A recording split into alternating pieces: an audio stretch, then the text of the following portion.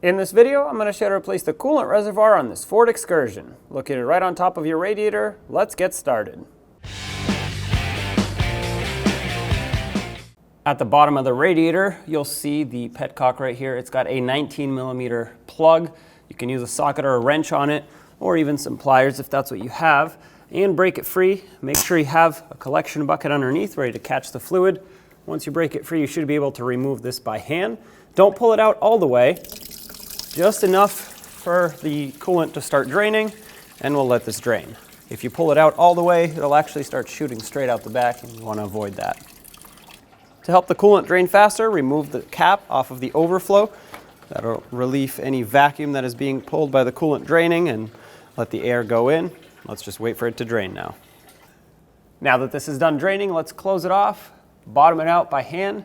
And when you tighten it up with your wrench, just give it a quick snug, about 1/8 of a turn after it bottoms out. That's all you need. This is just a plastic plug and you don't want to break it.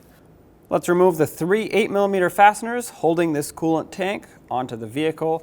There's one right over here at the top and 2 on the side. By the way, the battery does not have to be removed for this job. Just reach down in with an extension and an 8mm socket. Make sure the socket goes on the bolt nice and well. Sometimes these rust out a little bit.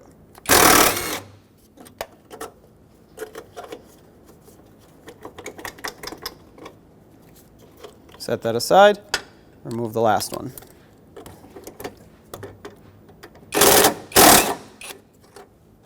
There we go. Lift this tank up and pull it out of the way. Remove the hose clamps off of this hose, and then with some pliers you can twist the hose a little bit. That usually helps break it free if it's stuck. Remove it.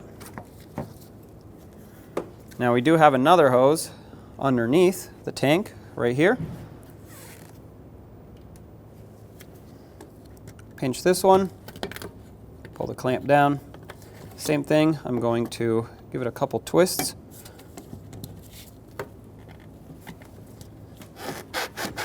There it goes. Actually, if you pull on the reservoir at the same time, it'll just slide right down.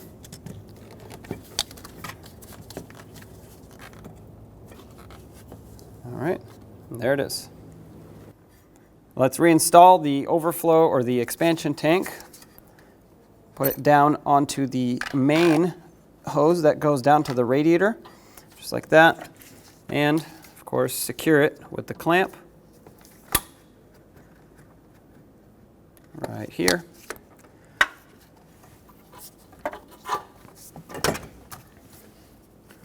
And on the other end of it, put the smaller hose on.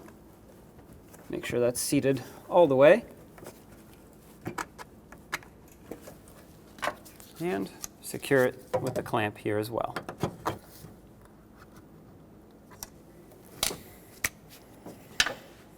Bring the coolant reservoir back over.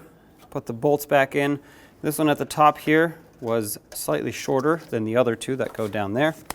I'm going to snug this down. When you tighten it, make sure you don't over tighten it. You don't want to crush that plastic tab. On the other side, let's install the 2 mounting bolts holding it on to the bottom.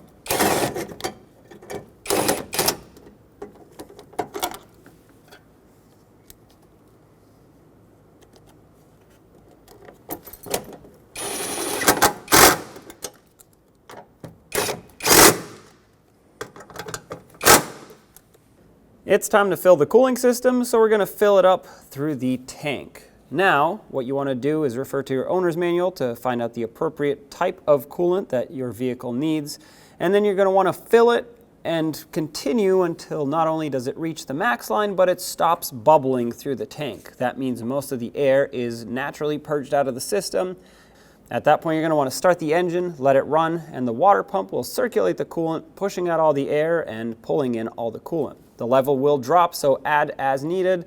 Also have the heat on the highest heat setting, but with the blower on low. If your vehicle has rear HVAC as well, do the same over there so you can feel the heat through the heater core, because if you have no heat, most likely you have air in the heater core, so it still needs to be bled. If you feel heat, once the engine reaches operating temperature, you're good to go. Shut it down, let it cool off, top it off if needed, and then take it for a road test. With everything done, tighten up the cap, and there you have it.